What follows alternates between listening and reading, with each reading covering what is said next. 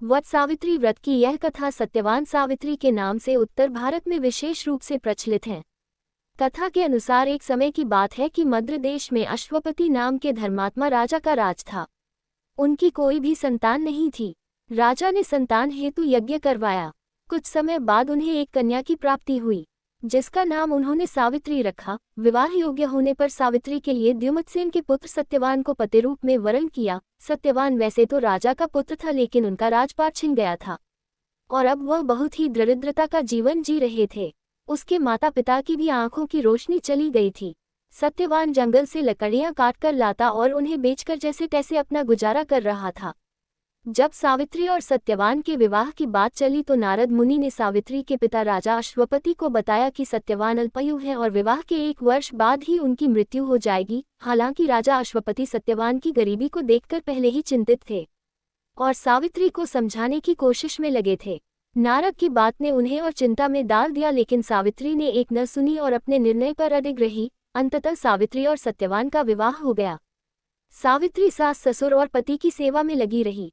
नारद मुनि ने सत्यवान की मृत्यु का जो दिन बताया था, उसी दिन सावित्री भी सत्यवान के साथ वन को चली गई। वन में सत्यवान लकड़ी काटने के लिए जैसे ही पेड़ पर चढ़ने लगा, उसके सिर में असहनीय पीड़ा होने लगी और वह सावित्री की गोद में सिर रखकर लेट गया। कुछ देर बाद उनके समक्ष अनेक दूतों के साथ स्वयं यमराज खड़े हुए थे। जब यमराज सत्यवान के जीवात्मा को लेकर दक्षिण दिशा की ओर चलने लगे, पतिव्रता सावित्री भी उनके पीछे चलने लगी। आगे जाकर यमराज ने सावित्री से कहा, हे पतिव्रता नारी, जहां तक मनुष्य साथ दे सकता है, तुमने अपने पति का साथ दे दिया, अब तुम लौट जाओ। इस पर सावित्री ने कहा, जहां तक मेरे पति जाएंगे वहां तक मुझे जाना चाहिए, यही सनातन सत्य है। यमराज सावित्री की वाणी सुनकर प्रसन्न हुए और उसे वर मांगने को कहा। सावित्री ने कहा, मेरे सास ससुर अंधे हैं, उन्हें नेत्र ज्योति दे। यमराज ने तथास्तु कहकर उसे लौट जाने को कहा और आगे बढ़ने लगे, किंतु सावित्री यम के पीछे ही चलती रही। यमराज ने प्रसन्न होकर पुनः वर मांगने को कहा। सावित्री ने वर मांगा, मेरे ससुर का खोया हुआ राज्य उन्हें वापस मिल जाए। यमराज ने तथास्तु कहकर पुनः उसे लौट जाने को कहा, परंतु सावित्री अपनी बात पर अटल रही और वापस नहीं गई। सावित्री की पति भक्ति देखकर यमराज पिघल गए और उन्होंने सावित्री से एक और वर मांगने के लिए कहा। तब सावित्री ने वर मांगा, मैं सत्यवान के 100 पुत्रों की मां बनना चाहती हूँ, कृपा कर आप मुझे यह वरदान दें। सावित्री की पति भक्ति से प्रसन्न हो इस अंतिम वरदान को देते हुए यमराज ने सत्यवान की जीवात्मा को पाश से मुक्त कर दिया और अदृश्य हो गए। सावित्री जब उसी वट वृक्ष के पास आई तो उसने पाया कि वट वृक्ष के नीचे पड़े सत्यवान के मृत शरीर में जीव का संचार हो रहा है। कुछ देर में सत्यवान उठकर बैठ गया। उधर सत्यवान के माता पिता की आंखें भी ठीक हो गईं और उनका खोया हुआ राज्य भी वापस मिल गया। क्या है वट सावित्री व्रत का महत्व? जैसा कि इसकी कथा से ही ज्ञात होता है कि यह पर्व हर परिस्थिति में अपने जीवन साथी का साथ देने का संदेश देता है।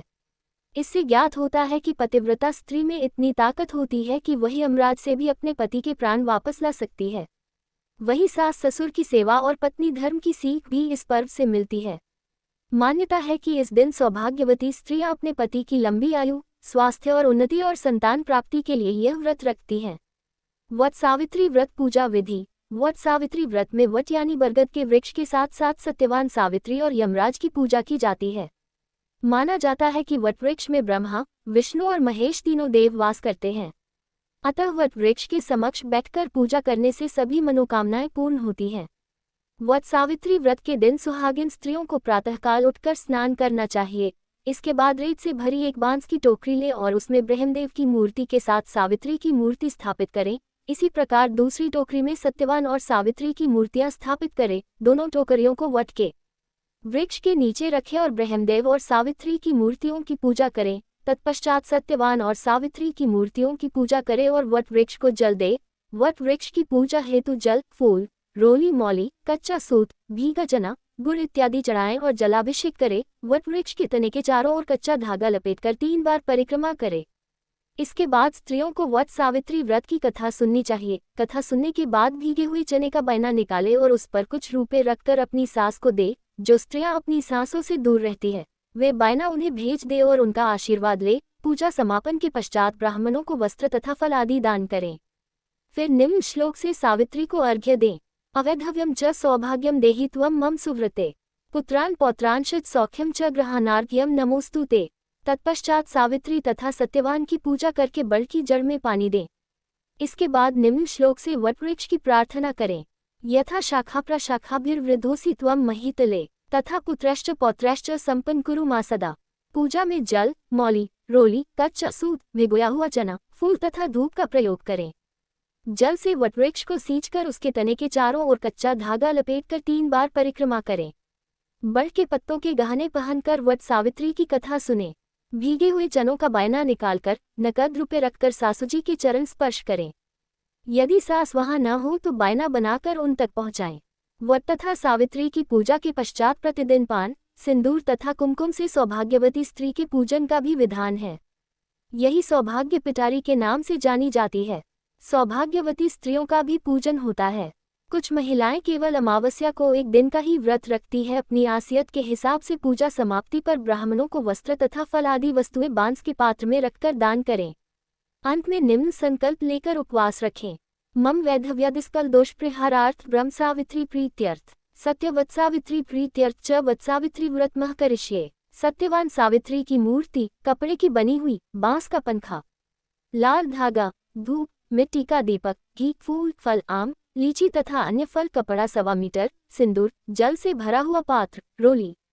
पूजन विधि। सर्वप्रथम विवाहित स्त्रियां सुबह उठकर अपने नित्यक्रम से निवृत्त हो स्नान करके शुद्ध हो जाएं। फिर नए वस्त्र पहनकर 16 श्रृंगार कर लें। इसके बाद पूजन की सभी सामग्री को टोकरी अथवा डलिया, बैग में व्यवस्थित कर ले। तत्पश्चात वट वृक्ष के नीचे जाकर वहां पर सफाई कर सभी सामग्री रख लें। सबसे पहले सत्यवान तथा सावित्री की मूर्ति को निकालकर वहां स्थापित करें। अब धूप, दीप, रोली, सिंदूर से पूजन करें। लाल कपड़ा सत्यवान सावित्री को अर्पित करें तथा फल समर्पित करें। फिर बांस के पंखे से सत्यवान सावित्री को हवा करें। बरगद के पत्ते को अपने बालों में लगाएं। अब धागे को बरगद के पेड़ में बांधकर यथाशक्ति 5, 11, 21, 51 या 108 बार परिक्रमा करें। इसके बाद सावित्री सत्यवान की कथा पंडित जी से सुने तथा उन्हें यथासंभव दक्षिणा दे या कथा स्वयं पढ़े। फिर अपने अपने घरों को लौट जाएं। घर में आकर उसी पंखे से अपने पति को हवा करें तथा उनका आशीर्वाद लें। उसके बाद शाम के वक्त मीठा भोजन करें।